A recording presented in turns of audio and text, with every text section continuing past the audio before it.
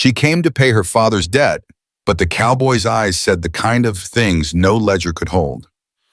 And when he spoke, it wasn't about money, it was about something far heavier. The noon sun beat down on the dry plains as Marin Holt rode the borrowed mule up the ridge. Her dress, once cream, was now the color of road dust. She had tucked her hair beneath a kerchief, but the wind kept pulling it loose, sending strands across her face. The small burlap sack in her lap felt heavier than it should have. Inside were the last of her father's coins, saved from selling the old family rifle and the cow he'd raised from a calf. $43 and some rusted change. Everything she had left of him. Redstone Ranch rose ahead, all timber fences and silence. A handful of horses watched her from behind the rails, tails swishing. Beyond them stood the house, large but lonesome looking, its paint peeled by too many seasons of sun. She slowed the mule and dismounted awkwardly, dusting off her skirt with trembling hands. Her throat burned with nerves. When the door opened, she thought for a moment she'd knocked on the wrong place. The man standing there looked nothing like the debt collector she'd imagined. Wyatt Cade's shoulders filled the doorway, his hat casting a shadow across his sharp, sun-browned face. He wore a long coat despite the heat, gun holstered low at his side, his stance relaxed but dangerous. Marin Holt? His voice was deep, steady, not surprised but curious, like he'd been expecting her all the same. She nodded and stepped forward, clutching the sack tighter. Yes, sir. My father, he owed you money. Henry Holt. I came to settle what he couldn't. Wyatt's eyes flickered. Your pa's been dead near 6 months, hasn't he? She swallowed hard. He is, but his debt ain't. He studied her the way a man studies a storm on the horizon. For a long time, neither spoke. Then he stepped down from the porch, boots crunching the dirt, and held out a hand, not to shake hers, but to motion for the bag. She hesitated, then placed it in his gloved palm. He untied the string, peered inside, and gave a low hum that sounded almost like a laugh, though there wasn't a trace of humor in it. This it? It's all I have, she whispered. You'll get the rest. I'll work if I have to. I can cook, clean, mend leather, anything honest. I ain't afraid of work. Wyatt tied the bag closed again and tossed it back to her. Keep it. She blinked, confused. But that's your due. He turned, eyes narrowing just slightly, voice low and even. Your father owed me something no coin can buy, girl. A man's word. He died trying to keep it. You think I'll take money for that?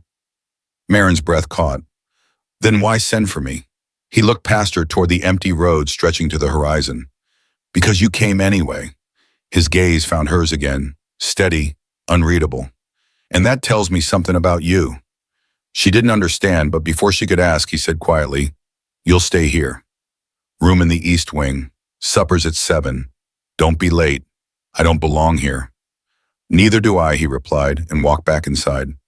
That night, she sat at the long wooden table across from him, hands folded in her lap, trying not to stare. The dining hall was dim, except for the oil lamp between them. Wyatt's plate was untouched. He poured himself a drink, set the bottle down, and finally spoke. Eat. She picked at the stew, unsure if it was command or kindness. He didn't speak again for several minutes, and the silence pressed heavy between them. I don't understand what you want from me, she said at last. Wyatt's eyes met hers. Company. The word felt strange coming from him, too human, too soft for a man who carried a gun like a second skin. Company? She echoed. I've been eating alone for 5 years, he said. Your pa was the last man who sat at this table. Maybe I'm tired of ghosts, she looked down at her bowl. Folks in town say you don't keep nobody around long. They say worse things too, he said flatly. Are they true? His mouth twitched, almost a smile. Which part? Something about that made her heart race, though she didn't know why. He wasn't kind, not exactly, but he wasn't cruel either. Just empty in a way she recognized. Over the next few days, she learned the rhythm of Redstone Ranch. The mornings began with the crow of the rooster. The evenings ended in the same heavy quiet. Wyatt spent his days repairing fences or riding out to check the herds. She swept floors, fixed curtains, cooked when she could. He never asked her to. but he always came in at supper time, dusted from the road, saying nothing until she placed a plate in front of him. On the fourth night, rain started to fall. The roof drummed softly as she lit the lamp and waited. When he finally came in, soaked to the bone, she rushed to grab a towel, but he caught her wrist mid-step. His hand was warm, calloused, heavy. "You don't have to," he murmured. "I know," she said, "but I want to." He let go slowly, eyes lingering on her face a second too long before he sat down. Something shifted after that. He began talking, just a little, about the drought, the land, the sound of coyotes at dawn. One evening he mentioned his wife without meaning to. Her name, Lucille, fell from his lips like a secret too heavy to hold. Marin said nothing, just listened. When he paused, she asked softly, "Do you still love her?" He looked at her then, really looked, as if weighing the truth. "Every day," he said, "but not the same way anymore." And for the first time since she arrived, he smiled. Not a full one, but enough to make her forget the chill in the air. Later, as she stepped out to fetch water from the well, she caught her reflection in the dark glass of the window. Dusty hair, dirt-smudged cheeks, torn sleeves, and eyes that didn't look afraid anymore. Somewhere between the quiet dinners and the long silences, she'd stopped feeling like a stranger. Inside, Wyatt sat alone at the table, fingers tracing the rim of his empty glass. He could still hear her soft voice asking if he loved his wife. He'd said yes, but what he hadn't said was that love had started to look different lately, smaller, steadier, like the sound of her footsteps on the porch. When Marin returned, she found a folded note on her plate, one line in his rough handwriting. "Your father's debt is gone, but stay if you still think I owe you something." Her fingers trembled as she read it, the rain whispering against the roof. For the first time, she didn't know whether to feel free or afraid, because what she wanted from him couldn't be counted in dollars anymore. It lived somewhere deeper, in the quiet between his words. And outside, through the gray drizzle, the horses shifted restlessly in their pens, as if even they could sense the beginning of something neither of them had planned for. Morning came soft and gold across Redstone Ranch, spilling through the cracks in the shutters and painting lines of light across Marin's face. She woke before the rooster, still wearing the same threadbare dress, and pulled her hair into a messy braid. The house was silent except for the faint creak of floorboards and the distant whinny of horses. She'd never thought silence could feel like company, but now it did. Somewhere down the hall, she could hear Wyatt Cade's boots moving slow, the weight of a man used to walking through ghosts. He didn't speak when she brought him coffee. He just nodded once and sat at the table, hands wrapped around the cup. Outside, the land stretched forever, wide and unforgiving. And yet there was a strange peace in knowing this small, dusty house was the only thing they both had left. By the second week, she had learned how he liked his coffee, black, no sugar, and how he never stayed inside during storms.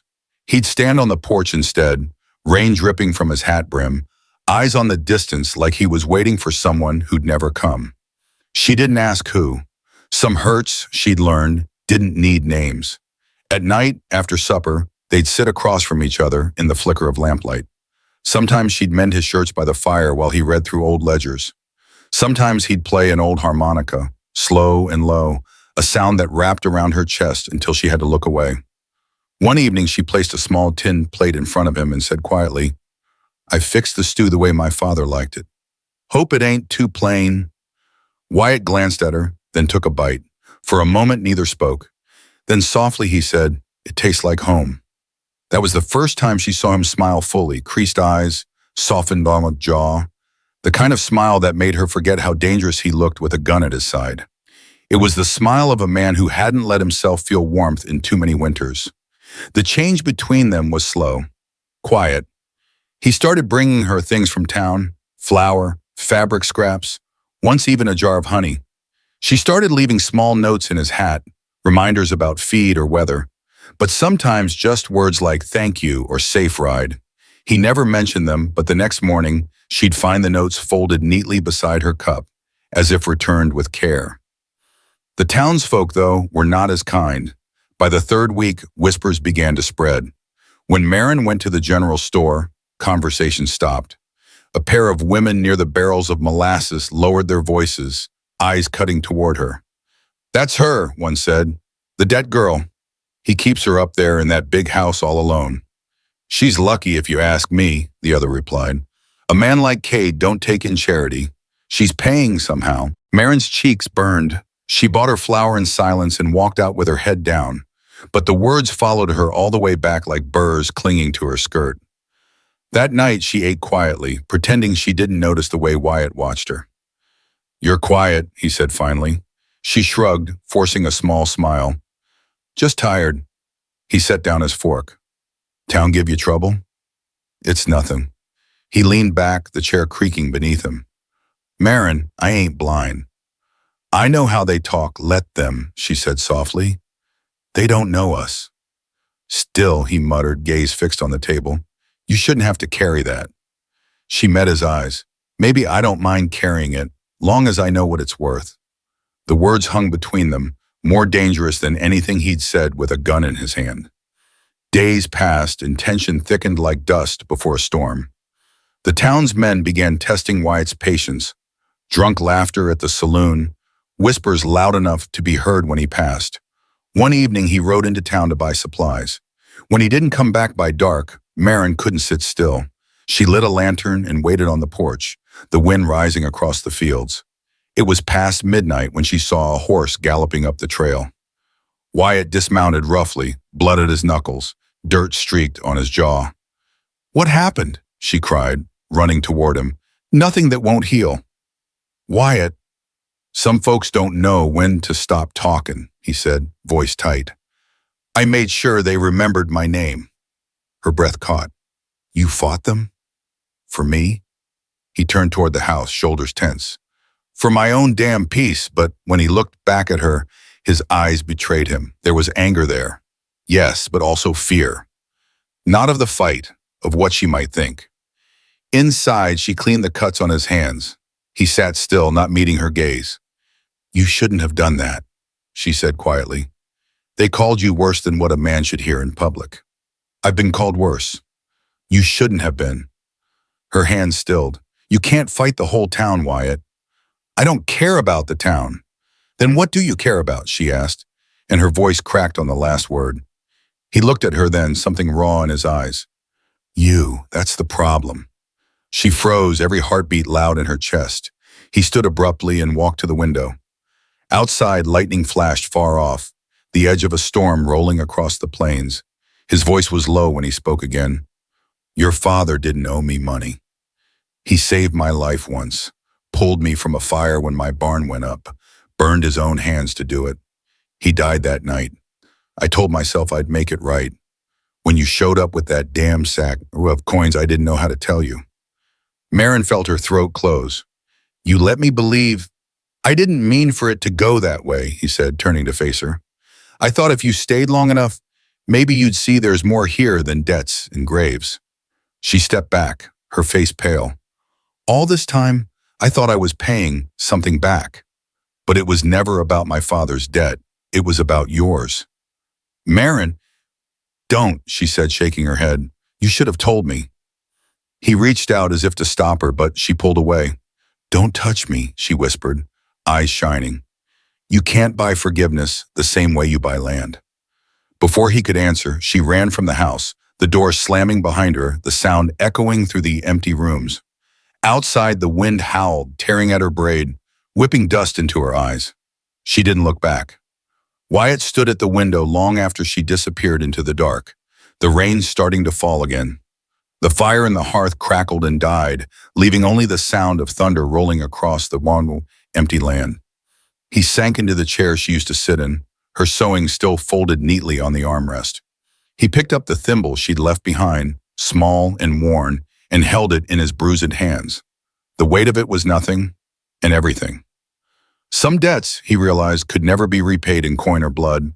Some lived in the space between two people, waiting to be forgiven or carried forever.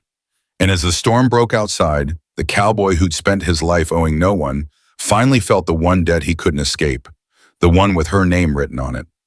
Winter settled over Redstone like a long breath that refused to end. The fields turned white, The wind cut sharp through the hills, and the house that once held a heartbeat stood hollow. Marin Holt hadn't seen Wyatt Cade in nearly 3 months. She'd left before dawn that night, carrying nothing but a small bag and the letter he'd never get the chance to read. Every mile she'd ridden away from the ranch felt like pulling a nail from her own chest.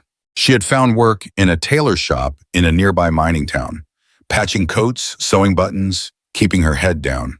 She told herself she was content, but every time the bell above the door jingled, she looked up, expecting to see a tall figure in a dusty coat, hat shadowing his eyes.